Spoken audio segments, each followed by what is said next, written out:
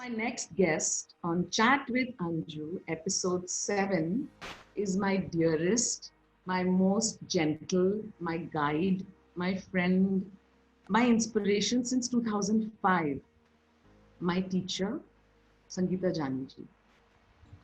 I really welcome you, and I'm so happy that you have honored me by being on this chat with me. In 2005, I did my first course with you, Art of Living, and of course, we did a we had you over, and you said I wanted Guruji to come over, and you said, of course you can have Guruji come over. Just say it And will happen, and he came. So I'm so thankful to you. So Sangeeta ji is one of the first initial teachers who trained under Guruji himself. Guruji Sri Sri Ravi Shankar, Art of Living Foundation. I think the whole world knows him. And I welcome you. thank you. It's so nice. At least this way I get to see you. Actually, this lockdown has done me a lot of good, and I think it's done a lot of people a lot of good. It gives you time to introspect, gives you time to be with yourself, get to know yourself, spend more time with the family, do things that you've always wanted to do for yourself, but you haven't had the Yeah. time to, So right? I wanted to ask you, first of all, I've never had the chance to sit and ask you about your journey when you started off uh, with Guruji, how he was your teacher and how, because now we can't, of course, get that access, but you had that. So you can talk a little bit about that. It was 28 years ago. And I remember when I was a regular Bombay girl, leading a very regular Bombay lifestyle, which was a good lifestyle, fun lifestyle at that time. And one day I remember I was standing in front of the mirror wearing mascara.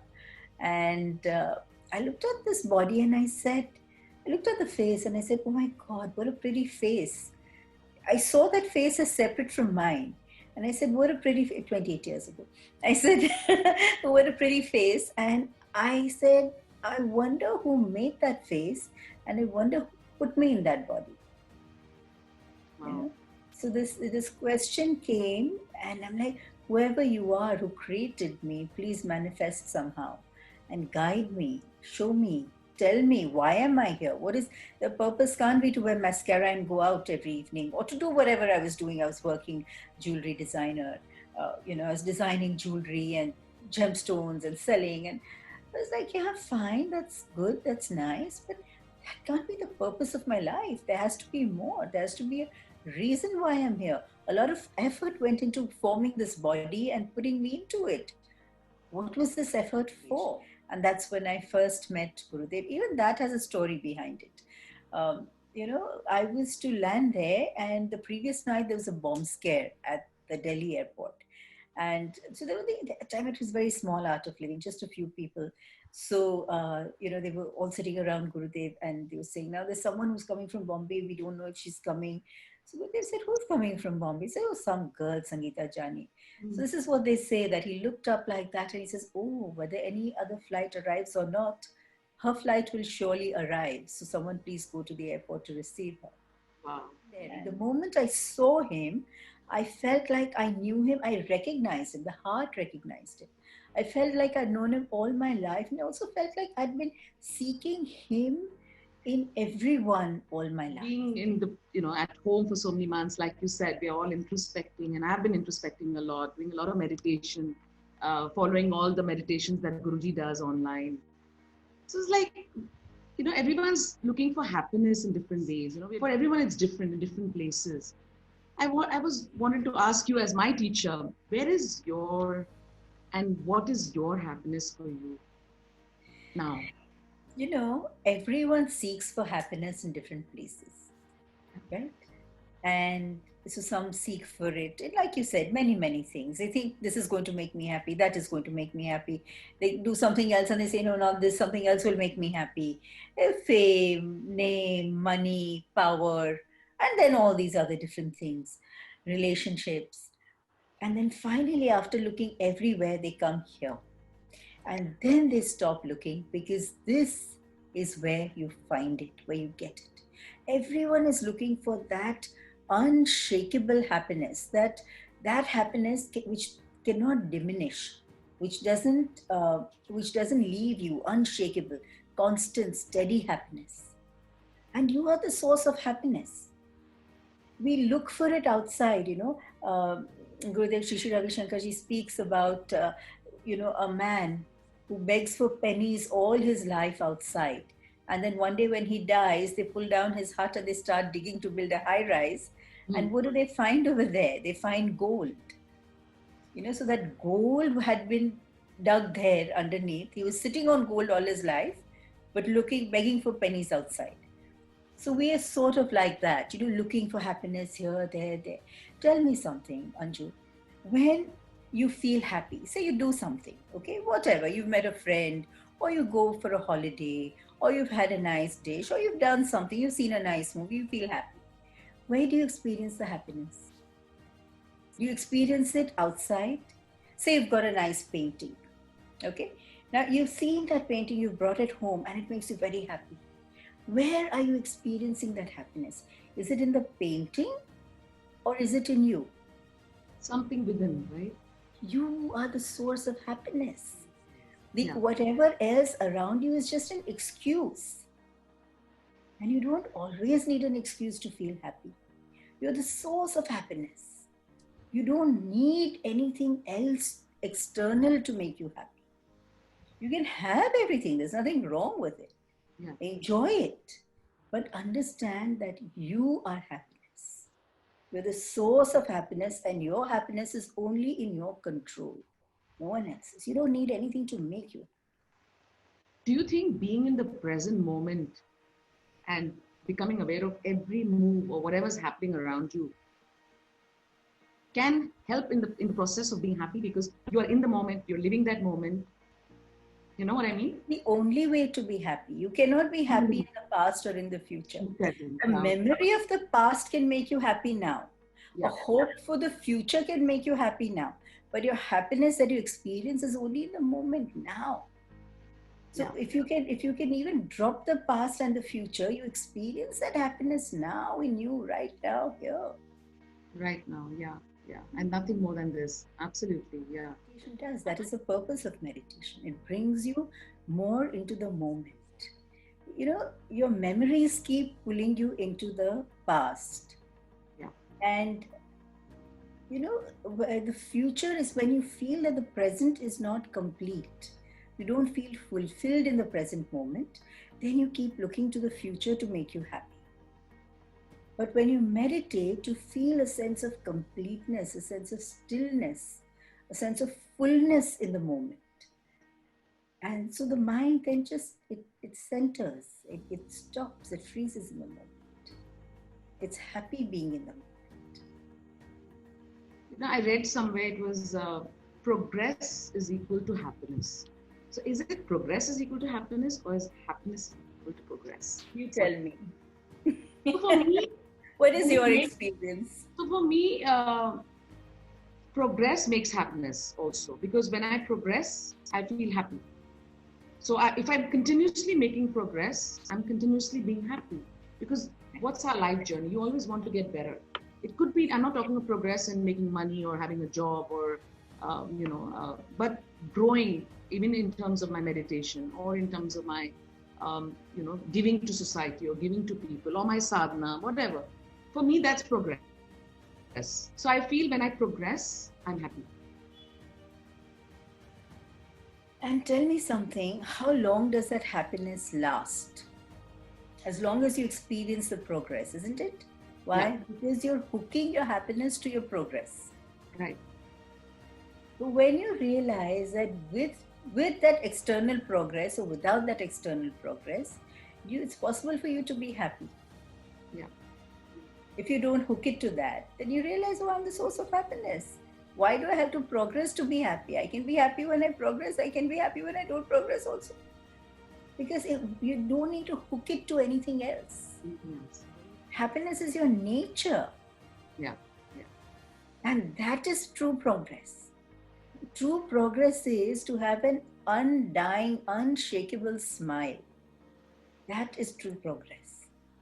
True success is an unshakable smile. Then everything else follows. Yeah. When you are so centered, everything follows. When you don't chase it, it chases you. Which, no, again, it should not be misinterpreted. It Yeah. doesn't mean that you stop working, you don't Yeah. work. Yeah. You You do can't be it with lazy. your 100%, but that feverishness, chasing things, thinking it's going to make you happy. You do it because you have to. Do it because it's your job. You do it because it's a responsibility that you have to fulfill. So you Yeah. do it. It is not necessary that just by achieving it, after achieving it, you're going to be happy. I've been meditating a lot, and I said, when I meditate, am I hearing the truth, the inner guidance, or in my meditation, or is it my ego? Be either. It's not so much about ego. The mind has many impressions. Every experience that we have in life is recorded in the form of an impression in the memory box. Now, when that happens, we don't always know it. It's a box. It's a closed box inside us, and these impressions keep coming up. Now, what happens is during meditation, these impressions get cleansed. So, in the process of that, you may experience some of these impressions, and a thought may come. So it's very hard to tell whether it's an intuitive thought or it is some old impression, at least in the initial stages when there are a lot of thoughts in meditation. So it's hard to tell which one it is at that time. So you just don't, in meditation, it's a time to rest. It's not a time to plan. It's not a time. Intuition can come later. It doesn't have to come during meditation. You may have, meditation is followed by a right thought, but it's not necessary it has to happen during meditation. Meditation is like rest. You just sleep. When you sleep well at night, what happens? You're more productive the next day. In the same way, when you rested in meditation without really thinking about, oh, what thoughts are coming, what thoughts are not coming, is this an intuitive thought, is it something, without analyzing it, you just rest in meditation. After that what follows is intuition, is an intuitive thought. Right. Sometimes I don't know, all my creative thoughts, referring to my work, just pop up at that time. Right. Otherwise it doesn't. But when I'm in my meditative zone, suddenly I'll get, oh, I should do this and I should do this, and So that can happen because you're rested. rested. Yeah. Creativity comes in a state of rest. So when I sit on meditation, I just say, I am nothing, I know nothing, I do nothing, and then I go into it. So it just kind of. So these are the 3 rules in meditation. To have a deep meditation, first and foremost, you say, for now, you may have a lot of things you want in your life, but for now, in those 20 minutes, there's nothing you can do to achieve it. So say, for now, for these 20 minutes, I want nothing. Everything's fine just the way it is. Because if you want something, you will never be able to settle down. You will never be able to meditate. The mind will keep running, will keep chasing it. And then you say, I don't want to make any kind of an effort. When there is nothing to achieve, when you don't want anything, what effort can you make? What do you need to make an effort for? So you say, okay, I don't want to make any kind of an effort. I just want to let go and be. That's it. Not even to meditate. I don't even want to make an effort during meditation. And then the third is, you say, for now, there is no association with this name, this form, my relations, my position, my achievements, my qualities, my nothing. Right now, for now, I'm nobody. I just am. That's it. You just drop everything. When you just drop everything and you sit, then meditation just happens Life, one automatically. goes through so much. When do they know? When does one know that they have to surrender? You have your free will, you have everything, but when do you really surrender? The reason you go through all these things in life is so that you surrender. You will keep going through challenges till you surrender. Now, what is it to surrender? Is also play acting. There is nothing like surrender, meaning what do you have to surrender anyway? What is it that you own? What is it that is yours in life? Your body is not yours, your relations are not, they're all gifts. Whatever you own, whatever you possess, your achievements, all these are gifts. It's not that you own any of it, it can be taken away like that. Yes. So, surrender meaning just letting go. Just having the faith that I am being taken care of. That is surrender. And you don't wait for that to happen. You just wake up. Anytime you wake up, the mind wakes up. You say, yeah, really, I'm being taken care of. Every moment of my life, I've been taken care of through someone or the other, through something or the other, but I've been taken care of. When you recognize this, then that is surrender. Yeah. Very beautiful. Having that faith that you're taken care of. Yeah. Yeah. Just recognizing, and then you really don't have to surrender anything, because Surrender is not an action. Surrender is not a decision. Surrender is not something you do. Surrender is not even in your control. Yes. Yeah. So just know that you're surrendered and just have that faith that I'm being taken care of. Yeah. That's so true. Very, very well said. Yeah. And with so much insecurity now, and the pandemic, nobody knew this was going to happen. This was a complete, we are all in surrender kind of, now. What choice do we have? So nature has a way of teaching us all these things. Yeah. And nature is doing a good job right now with the pandemic. We're all locked at home. People have been sacrificing family time. They've been sacrificing their health. They've been sacrificing so much, just chasing things, running around. And it's more like running on a treadmill. You're just running in one place. There's nowhere really to go. No one knows where they're going. The whole world is running, so they're also running. This gives us time to slow down, to cool down, to appreciate our family, to build that bond again. That's something we've always wanted. Unfortunately, we regret it at the time of death. We say, time has just gone. And I have spent no time with my family. My family's waited for me. I have had no time for my family. For yourself, even for yourself, your own company. You're allowing the whole world, your entire life goes, and allowing others to enjoy your company, but you have not made time to enjoy your own company. When are you going to do it? So when we do an intention, or what we say, the sankalpa, having an intention, how can one truly abide by it? Like if I have my sankalpa, could I have many sankalpas, or could I have just one at the same time? Or how do you focus on one or many? Sankalp is an intention. That is the meaning of a sankalp. It's an intention. Yeah. And so many intentions for any average person. A person makes so many sankalpas in a day. So many intentions come up in a day, don't they? You feel like, okay, now I'm going to have a cup of tea. Then you say, let me wait a little while. And then, another intention suddenly comes up. Maybe I should exercise. And then you say, but I'm still feeling full after some time. So there's so many sankalps and so many vikalps. Vikalps are anti-sankalp. And like you make an intention and then you find a reason not to carry that out. Right? So it's like a back and forth on that intention. So it's called sankalp and vikalp. So we have so many sankalps that come up like that in a day. And then there's so many vikalps also that come up like that in a day. For everyone. And so these sankalps, usually meditator, they say yogi doesn't have that many sankalps a day because the mind becomes more still. So the mind is not constantly running after things. It's not constantly making sankalps. Okay, so now I want this, I want that. Now I want that. Yeah. A few more intentions.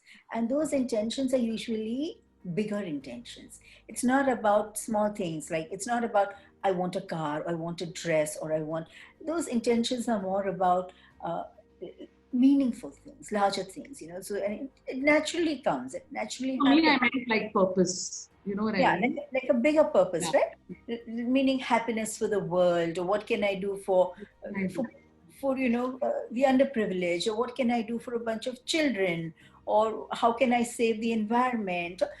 Like a bigger purpose. That is what comes, because when you meditate as a yogi, you become more content. When you're content, the heart is not constantly running after things. You're more settled. And then the sankalp that comes is about larger things, meaningful things, bigger things. And that usually fructifies. We're all here for a very short while. Just look back and see how many years have gone by. 20, 30, 40, 50, 60, 80. How many years have gone by? And whatever is left is not a lot. It's very little. That will also go like that. So treat life like a game, like a play, and know that this is not your final destination. And also know that there is a loving hand taking care of everyone, every being. Whenever you feel insecure, just look at the birds, look at the dogs. They're being taken care of. They don't have to go and they don't need crores of rupees to buy a home. They don't have multi-million dollar homes. They make their nests. They find stuff that they need for their nests.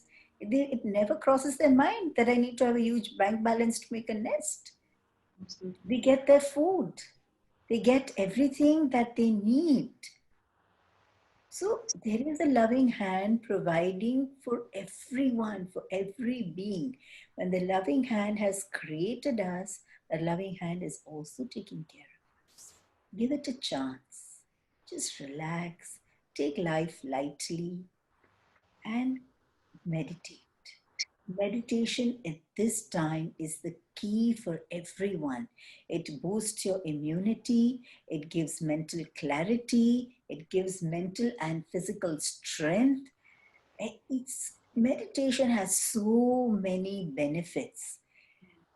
I cannot even begin to talk about them. You will experience them when you do it. Meditate, meditate, meditate. Do this for yourself and be happy. Just be happy. That's all.